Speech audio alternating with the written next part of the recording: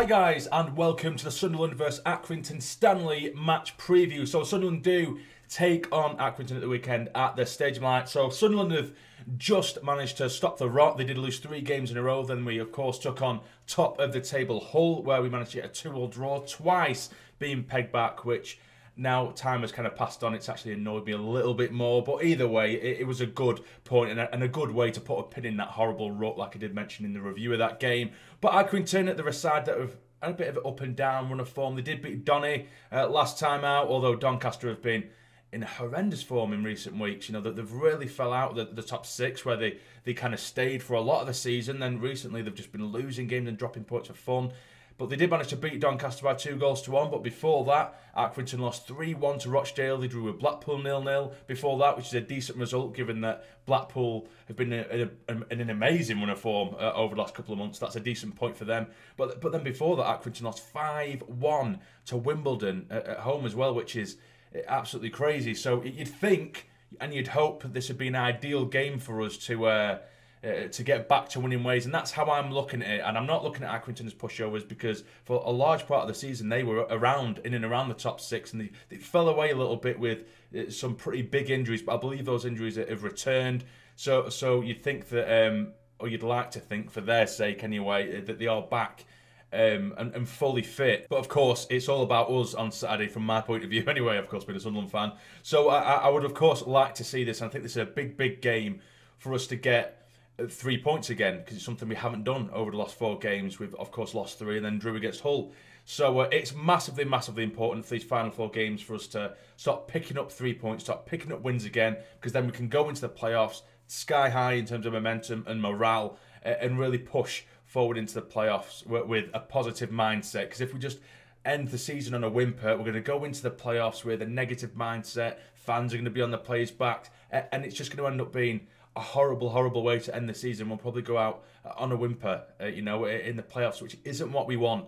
You know, there is still, and I keep saying it now, and it keeps, it's just a Sunderland fan thing. I keep getting my hopes up because I keep seeing like articles how, Peterborough have got a really difficult final 4 games, and if they pick up, I think it's 4 points. If they pick up 4 points maximum and we win the rest of our games, then we will go up as top 2. But Peterborough are too good a side to drop that amount of points, in my opinion. Although, like I say, they do have a very difficult run-in.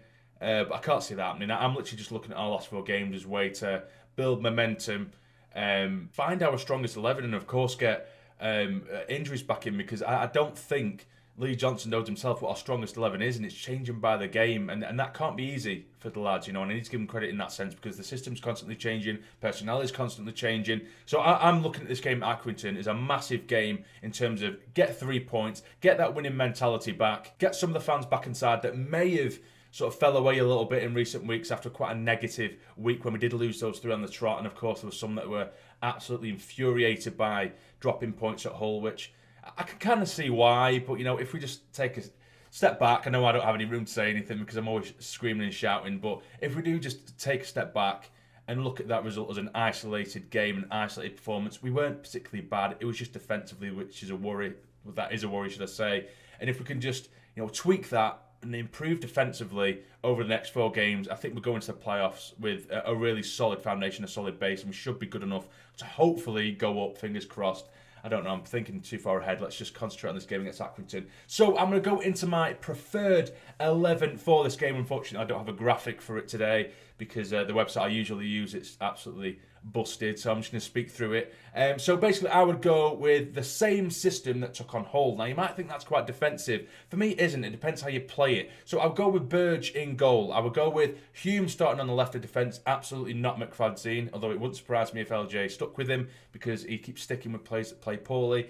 Bailey Wright, I will give him the benefit of the doubt. He has come back from injury, but he hasn't been great in recent weeks. In fact, I think he's been very poor. We have given the benefit of the doubt because he has come back from injury, but there's certain things that excuse doesn't cover. Yes, maybe being, or maybe a lack of sharpness, but his positional awareness shouldn't be affected too much just because he's just come back from injury. Do you know what I mean? Those are the basics for a man like Bailey Wright, which he's been getting wrong over his last couple of performances. So hopefully he'll run in over the next 4 games and he can get back to the Bailey Wright that we know and love. But next to him, I put 09, Mr. Reliable. Right back, power. Now, I'm going to go with the midfield trio again, but Leadbitter at the base, who absolutely controlled it, and he bossed it in that first half, in particular against Hull. And I know people, for some reason, don't like Leadbitter. They think he's defensive. He only goes backwards. All you need to do is look at the first half against Hull and a lot of the games this season, and it kind of proves you wrong. It isn't just a coincidence that every time Leadbitter's in the side, we absolutely dominate the midfield. He just needs people who are attacking and can attack and bring us forward from deep, because that isn't Leadbitter's game. So when he has someone like Winchester and Scowen alongside him, neither of them are necessarily attacking players. You know, Scowen is someone who is generally, for some reason, being rated purely on his running ability and his tracking down, which, yes, that's a part of the game, but there's a lot more to football than just getting in people's faces. He was good in the first half against Hull, his tracking down and his press was really, really good, but you need more to your game than that. I can see why he was in there for that reason, and for that good first half against Hull, I will put Scowen in there. But alongside him as well, I would like to see Chris Maguire. We need some creativity and an attacking outlet to come from the midfield. So I would have, of course, the four at the back, Leadbitter sitting, then just in front, Scowen on one side who can do the press, Maguire who can actually bring it and attack from the middle, because we haven't had that for God knows how long, because we're relying on the wings so much, i.e. the likes of Aidan McGeady. Now, speaking of the wings, I would remain with Gooch on one side, Jones on the other, and then Wyke up top. McGeady's 50-50, LJ has said. Gooch, for me, he was getting 9 out of 10 and 10 out of 10 performances from certain people and outlets against Hull. Don't get me wrong, his first half, I do believe it was easily an 8 or 9 out of 10. Second half, I think he was very poor. He become the Gooch of old, has his head down, runs straight into danger. He ignores the easy option, and he was trying to take on the whole Hull side, which was really unnecessary. But in the first half, his pressing game was brilliant. He was asking questions of the full back. He was getting assists. And then in the second half, he was a completely different player, like I say. So we know Gooch has got it in his locker, particularly for this league. He's definitely got it in his locker, and I believe in Gooch 100%. So Gooch would be my choice on the right-hand side. Jones, you know, if he keeps playing the way he did in that first half against Hull, like I say, I think he was very bright in the first half. I think attacking-wise, we died down a little bit in that second half against Hull. But he does have that magic in him. And then, of course, Wyke up top. Now, I wouldn't hesitate to bring Wyke off, which that's something that LJ has been refusing to do. Of course, he's brought many, many goals, and he's probably my player of the season, Charlie Wyke, for what he's achieved and accomplished this season.